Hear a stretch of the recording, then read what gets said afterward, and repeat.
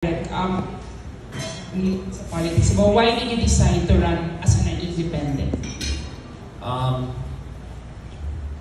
Bakit nga ba? Ang daming lessons nung pandemic, I think even for the industry, nagbago yung buong industriya natin. Good or bad, pero I think good. Lumakas yung streaming, nagkaroon ng iba pang revenue stream yung mga gumagawa ng pelikula. Pero humina naman yung box office. So ang challenge ngayon to make the box office stronger, para may box office tayo, may streaming tayo. Parang napansin ko sa industriya natin, kaya tayo nakarating dito kasi nagtutulungan tayo. So I'm so proud of our partnership with Regal. Nakaukit no, sa ano ko, yung nag-represent kami kina Mother Lily. And we presented this movie and it's so special to us. And nakita ko how you work. Pagkatapos nito, manghihiram ng charger para magpadala ng article sa kanyang reporter. Parang kayo, behind the scenes, kahit iba-ibang news outlet nagtutulungan. Pero sa politika, sa pangkaraniwang pagkakataon, yung mga oportunidad sana na magtulungan yung mga tao, palagay ko, minsan, nakokompromiso. When I was mayor during the pandemic, nakita ko na yung mga batang mayor throughout Metro Manila, and in fact, all the mayors, ang kapitbahay ko noon, si Mayor Vico, si Mayor Isko, si Mayor Francis, si Mayor Abby Binay, si Mayor Ike Ponce, nakita namin parang yung politika, isinantabi namin. Tapos, naging mabilis yung trabaho. Alam ko, hindi naging perfecto. Marami sa atin dito, may nagkasakit, baka may namatayan. Pero Metro Manila moved very fast during the pandemic. From testing to vaccination, pagbabayad ng ayuda, tas pagbukas ng ekonomiya. So sabi ko sa sarili ko, kung ganon yung pakikipagtulungan para solusyonan natin yung problema sa kabuhayan, trabaho, peace and order, pagbabaha, traffic, tingin ko mabilis natin masusolusyonan yung mga problema. So what bogs us down? Tingin ko yung politika. So I think running as an independent allows me to do what we do here in showbiz. Pwede kaming mag-partner sa Regal. Pwede kaming mag-partner sa ABS. Okay lang.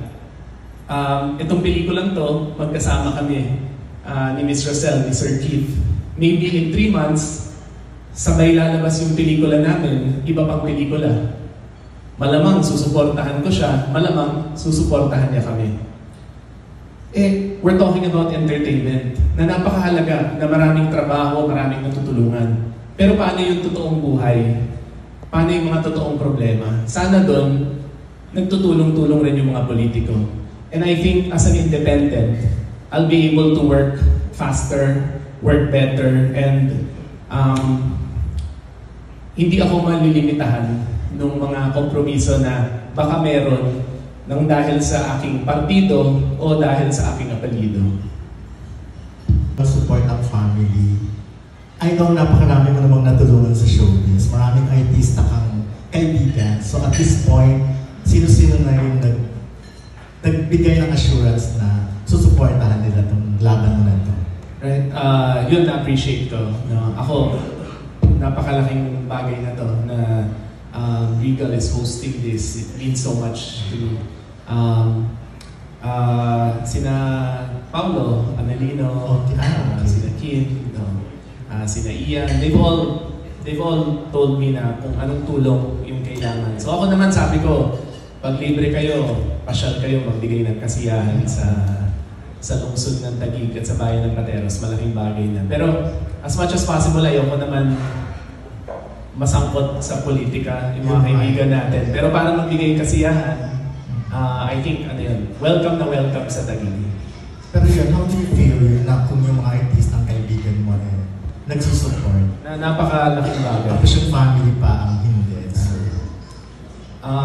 I think habang tumatanda ka, habang tumatanda ako, and siguro nararamdaman yun rin lahat to, yung friends really become family, di ba?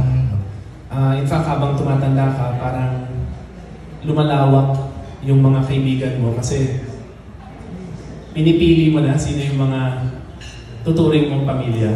And ako naman, I really don't consider my family against me. Kasi yung pinaka-tinuturing kong pamilya, syempre yung asawa ko, tsaka yung mga anak ko. Okay. And yun talaga, 100% lahat ng gawin ko nandun sila sa tabi ko. And I have so many friends who really I consider family. And speaking of your wife, so lahat din ba ng mga former teammates na ay like, express na rin ang support sa'yo? Like, volleyball player? Sana, yes, sana. Pero yun nga, hindi kami masyado nagpipilit. Pero marami raw sa mga kaibigan niya, basta magsimula na yung eleksyon o kaya after elections, kung gusto namin mag-volleyball clinic, welcome na, happy raw sila to help in Taguig and Pateros. So I'm excited for those partnerships.